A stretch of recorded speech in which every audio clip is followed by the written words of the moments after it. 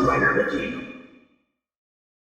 Hey YouTube, Dawson Rider here. Welcome to my review for the Power Rangers Lightning Collection Armored Black Ranger or Dragon Shield Black Ranger from Mighty Morphin Power Rangers. In case you were wondering, this is a Walgreens exclusive. Yes, you heard that right, Walgreens exclusive. It's kind of almost like a meta thing because there's often figures that will show up at Walgreens first in Power Rangers history, or some that only ever did. So it's kind of like an official version of that, which I find funny. I actually ordered this from Walgreens.com, which I didn't know existed. I mean, I knew they had a website, or I assumed, but I didn't know you could like order stuff from it. The listing's gone now, but keep an eye out for that in the future. But otherwise, you can probably find it at your local Walgreens some point soonish. But I wanted to talk about that because it's kind of weird. Just real quickly at the beginning, I just want to draw attention to the cool box art because I always appreciate it, and the cool reflection of him there. But that's neat, and then like the CGI picture of him on the back. But I wanted to show that off. I'll kind of just put this in the corner so it doesn't steal focus. In addition to what you see him holding, which is the power axe and his sidearm, he does come with a couple other things. You have one extra hand of each kind. You have a high five hand. I guess that actually kind of works. I was going to say karate chop, and then I forgot the word, so I said high five, but it works because I'm NPR. And a closed fist hand. And then you have this blaster effect part, which is unique. We haven't really gotten anything quite like that I can think of from Lightning Collection so far, that looks like he's firing a pumpkin or something else. Then he also has, of course, his civilian head, which is Zack in his Season 1 haircut, which, again, it's kind of that perfect Lightning mix of it looks kind of accurate, but also disturbing. I think this is like a really weird thing to talk about, but I think this was the haircut he had in this form. I was almost wishing that he was gonna get his Season 2 haircut, but maybe we'll get that with the regular Black Ranger figure. Who knows? Like, it's kind of a weird thing to request, but I think that would be kind of neat. So going into the figure itself, or first the rest of the accessories, you have the power axe here, which is pretty well done. I think that, was this actually gold in the show? I don't feel like it was that blatantly silver. I think it was gold, so that does bother me a little bit, and I think it's gold on the Legacy one, so I don't know which one's more accurate. I should have looked at a picture of the power axe before this, but it's mostly pretty solid. Not perfect with this bit, but I think mostly pretty solid size and stuff like that. You know, this is the same blade blaster we've been getting with all the other ones, so there's that. One thing I wanted to note before I forget it is, it's actually, I had a harder time getting the weapon in his hand with this one. Like, it was super stiff. Maybe it's because my hands were cold, but I did notice that this is basically tailor-made for the blaster mode, and I had a really hard time getting him to hold it in the axe mode. I mean, it'll be possible after a while, but that did kind of bother me a little bit. Like, it was unnecessarily difficult, so that, yeah, kind of bothered me.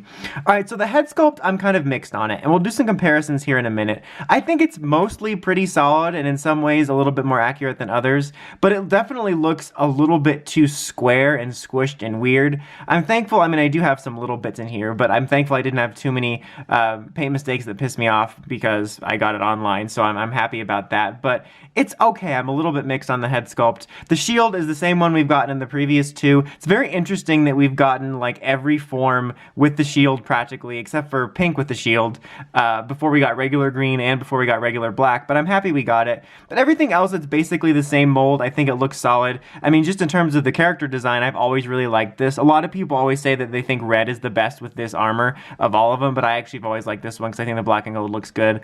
Also a little biased because black's my favorite core MMPR suit.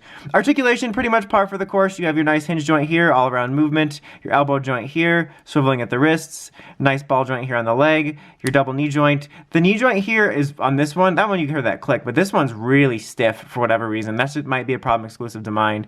And then the waist and hinge joints and the head and neck articulation, all very solid. Mine is a little bit loose here. By solid, I meant like, you know, solid, like that's a good amount of articulation, but like the head's a little bit loose here, which is kind of annoying.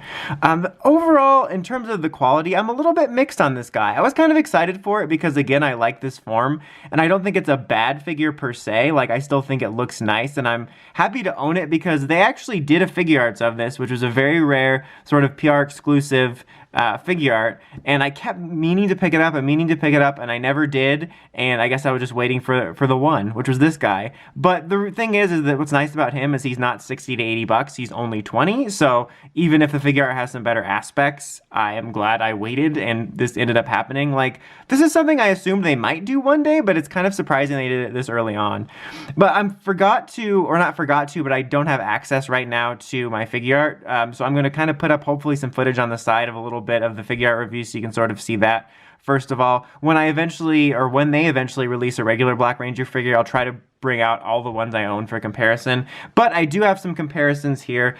Even though it's not the armored version, just to give you an idea of some comparison, I do have the Legacy Collection version. This is kind of fitting because it's armored. This is the metallic version. You can't really tell as well, but this is the one I kept at my house because it has the right belt, and I thought it looked cooler.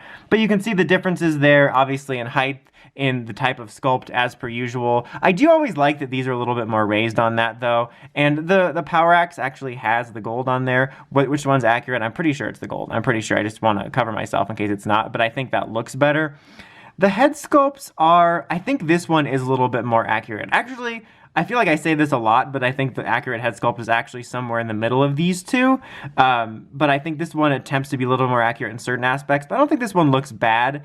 I think the proportions are a little bit better on this one. Like this one's head looks a little smaller compared to his body. I did bring in something though to compare, short of actually just showing a picture. This was like the little Legacy helmet to sort of show the comparison, because this is pretty accurate to what the helmet is. Like, in my opinion, at least 98% accurate of what the helmet is, except, you know, he doesn't have the little clippies.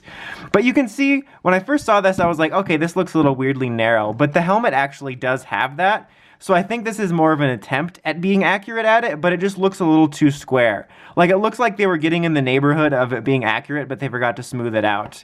Like, on the other hand, you can see that, like, this one isn't as accurate when you stack it up directly to a helmet. So I just kind of wanted to show that off.